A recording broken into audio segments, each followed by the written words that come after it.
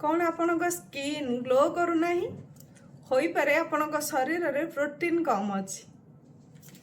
नमस्कार। आम स्किन रे थिबा कोलाजेन एलास्टिन प्रोटीन द्वारा तैयारी हुए। जेतेबेले शरीर को पर्याप्त प्रोटीन मिले नहीं सेतेबेले स्किन निस्तेज और थका देखा जाई पारे। बिरी डाली हेउची प्रोटीन रे एक भल उत्स।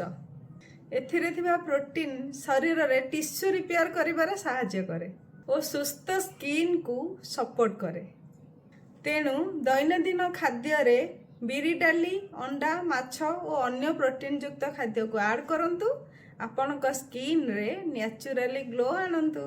सुंदर स्किन पाई केवल स्किन केयर नुहे ठीक न्यूट्रिशन मध्य जरूरी। Thank you.